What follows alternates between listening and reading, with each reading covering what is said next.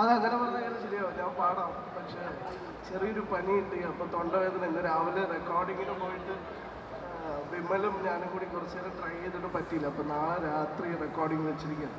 Actually recording ഇതുവരെ കഴിഞ്ഞിട്ടില്ല. സാഹചര്യത്തിൽ കഴിഞ്ഞ ഒരാഴ്ചയായിട്ട് എന്നെ ഒന്ന് വിളിയോട് വിളി. ചെറിയൊരു പനി കിട്ടി. ട്രൈ. നിങ്ങൾക്ക് അറിയാവുന്ന ഒരു പാട്ടായിരിക്കും. ഞാൻ ശ്രമിക്കാം. പാടി കൊളാക്കിയാൽ തെറി പറയരുത്. ഞാൻ തന്നെ എഴുതിയൊരു പാട്ടാണ്. എന്നിലെ ഇഷ്കിന്റെ നൂറ് ആരും കാണാവൊളിയും നീയെ, എൻ്റെ കിതാബിലെ പെണ്ണ്,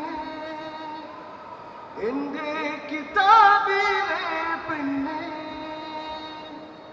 എന്നിലെ അല്ലിനാൽ പടച്ച പെണ്ണ്, മുക്കത്തെ മണ്ണിലായി പിറന്ന പെണ്ണ്, എന്നിലെ റൂഹിന്റെ പകുതിയല്ലേ, എന്നിലെ നൂറായി നിറഞ്ഞതല്ലേ, എന്നിലെ വെളിച്ചവും നീയെ, മുത്തായി നീ മിന്നണ മാലയല്ലേ, എന്നിലെ ഇഷ്കിന്റെ നൂറ് ആരും കാണാവൊളിയും നീയെ, എൻ്റെ കിതാബിലെ പെണ്ണ്, എൻ്റെ കിതാബിലെ പെണ്ണ്.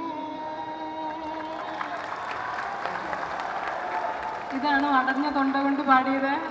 ഓക്കെ, അദ്ദേഹം തന്നെയാണ് സിനിമയിൽ അത് പാടിയിട്ടുള്ളത്. അതുകൊണ്ടാണ് വന്നപ്പോൾ തൊട്ട് ഞാൻ ചോദിക്കുന്നത് പാട്ട് പാടുന്നില്ലേ. എനിക്ക് ഏറ്റവും ഇഷ്ടപ്പെട്ട പാട്ടുകളിൽ ഒരെണ്ണമാണത്.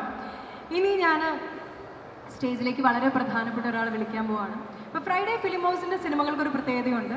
തൊട്ടതെല്ലാം പൊന്നാക്കുന്നൊരു ഭാഗ്യം, അത് വിജയ് ബാബുവിൻ്റെ ഭാഗ്യമാണോ അതോ അദ്ദേഹത്തിൻ്റെ സ്ക്രിപ്റ്റിൻ്റെ സെലക്ഷനാണോ ആളുകളെ തിരഞ്ഞെടുക്കുന്നതിലെ കഴിവാണോ ഒന്നും എനിക്കറിയത്തില്ല. പക്ഷേ മിനിമം ഗ്യാരണ്ടി സിനിമകൾ നമുക്ക് തരുന്ന ഒരാൾ ഒരു ഫേമാണ്, ശരിക്കും ഒരു പ്രൊഡക്ഷൻ ഹൗസാണ് ഫ്രൈഡേ ഫിലിം ഹൗസ്. ഇതുപോലെ തന്നെ നമ്മൾ ഇൻഡസ്ട്രിയിൽ പറയുന്ന ചില പേരുകളുണ്ട്. അദ്ദേഹം ഏത് ക്യാരക്ടർ എടുത്തിട്ടുണ്ടെങ്കിലും അദ്ദേഹം ആ ക്യാരക്ടറാണ്. അത് ഇന്ന സിനിമ, ഇന്ന റോള്, വില്ലനാണോ നായകനാണോ അതൊന്നും വിഷയമല്ല. ഒരൊറ്റ സീനിൽ വരുന്ന ഒരാളാണോ, ഇറ്റ് ഡസൻറ്റ് മാറ്റർ. അദ്ദേഹത്തിൻ്റെ കയ്യിൽ ഏത് സിനിമ കൊടുത്തിട്ടുണ്ടെങ്കിലും ഏത് റോൾ കൊടുത്തിട്ടുണ്ടെങ്കിലും ഭദ്രമാണ്. റിവ്യൂ പറയുന്ന എല്ലാവരും പറയും ഇദ്ദേഹത്തെക്കുറിച്ച് നല്ലത് പറയാനില്ല, കാരണം എല്ലാ സിനിമയിലും അദ്ദേഹം അങ്ങനെയാണ് പെർഫോം ചെയ്തത്. ഇപ്പൊ തിയേറ്ററിൽ നിറഞ്ഞോടുന്ന ഒരു സിനിമയിലെ അദ്ദേഹത്തിന്റെ പെർഫോമൻസിനും ലൈക്ക് എവറി അതർ റോൾ നമ്മൾ കൈയടിച്ചുകൊണ്ടിരിക്കുകയാണ്. സിദ്ദിഖിക്ക പ്ലീസ്.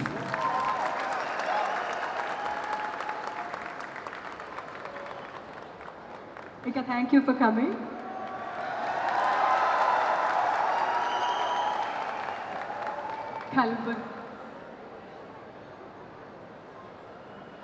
ഒരുപാട് സന്തോഷം. എല്ലാവർക്കും എൻ്റെ പുതുവത്സരാശംസകൾ. എൻ്റെ കൽബിൽ നിന്ന് പറയുകയാണ്, ഞാൻ ഈ നിൽക്കുന്നത് ഒരുപാട് വണ്ടർഫുൾ ടാലൻസിൻ്റെ മുമ്പിലാണ്. ഇപ്പോൾ എൻ്റെ കൂടെ നിൽക്കുന്ന ഇവരിൽ പലരുടെയും മുഖം ചിലപ്പോൾ നിങ്ങൾ തിരിച്ചറിഞ്ഞെന്നിരിക്കില്ല, പലരുടെയും പേര് നിങ്ങൾക്ക് ഓർമ്മയുണ്ടാവില്ല, ചിലരെ മാത്രമേ നിങ്ങൾ കണ്ടിട്ടുണ്ടാവുള്ളൂ. പക്ഷേ ഈ സിനിമ ഇറങ്ങിക്കഴിയുമ്പോൾ ഇവരെല്ലാവരും ആരാണെന്ന് നിങ്ങൾ മനസ്സിലാവും, ഇവരുടെ കഴിവെന്താണെന്ന് നിങ്ങൾക്ക് മനസ്സിലാവും. അത്രയും വണ്ടർഫുൾ ടാലൻസിനോടൊപ്പമാണ് ഞാൻ ഈ കൽബ് എന്ന് പറയുന്ന ഈ സിനിമയിൽ അഭിനയിച്ചിട്ടുള്ളത്. അതായത് ഒരുപാട് സന്തോഷം, നിറഞ്ഞ സന്തോഷത്തോടെ മനസ്സോടും കൂടിയാണ് ഞാൻ നിങ്ങളുടെ മുമ്പിൽ നിൽക്കുന്നത്. ഒരുപാട് കാലമായി നമ്മളൊരു ലവ് സ്റ്റോറി, അല്ലെങ്കിൽ ഔട്ട് ആൻഡ് ഔട്ട് ഒരു ലവ് സ്റ്റോറി നമ്മൾ മലയാളത്തിൽ കണ്ടിട്ട് ഒരുപാട് നാളായി. ആ വിഷമം തീർക്കാനുള്ളൊരു സിനിമയാണ് കൽബ് എന്ന് പറയുന്നത്. ഒരു പ്രണയകഥ തന്നെയാണ്. ഈ സിനിമ കണ്ടിട്ട് കണ്ണ് നിറയാതെ നിങ്ങൾക്ക് തിയേറ്ററിൽ നിറങ്ങാൻ പറ്റില്ല. അത്രയും ഹൃദയഹാരിയായ ഒരു പ്രണയകഥയാണ് സാജിദ് ഈ സിനിമയിലൂടെ പറയുന്നത്.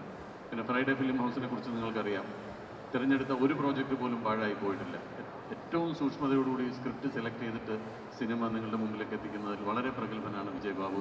വിജയ് ബാബുവിൻ്റെ വണ്ടർഫുൾ സെലക്ഷനാണ്. സാജിദിൻ്റെ നല്ല സ്ക്രിപ്റ്റും നല്ല ഡയറക്ഷനുമാണ്. ഒരുപാട് നല്ല പാട്ടുകളുള്ള, നല്ല പ്രണയരംഗങ്ങളുള്ള, നല്ല ഫൈറ്റ് സീക്വൻസസ് ഉള്ള ഒരു സിനിമയിൽ എനിക്കും ഒരു ഭാഗമാകാൻ കഴിഞ്ഞത് എൻ്റെ ഭാഗ്യമായിട്ട് ഞാൻ കണക്കാക്കുന്നു. ഈ സിനിമയുടെ വൻ വിജയം നിങ്ങളുടെ കയ്യിലാണ് ഇരിക്കുന്നത്.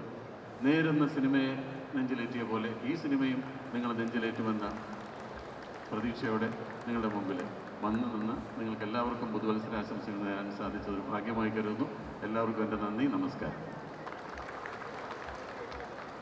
ഞാനിനി സ്റ്റേജിലേക്ക് ക്ഷണിക്കുകയാണ്. Vijay Babu, Sajid Yahiya, editor Amal and all the crew ഈ ഒരു സിനിമയുടെ എൻറ്റയർ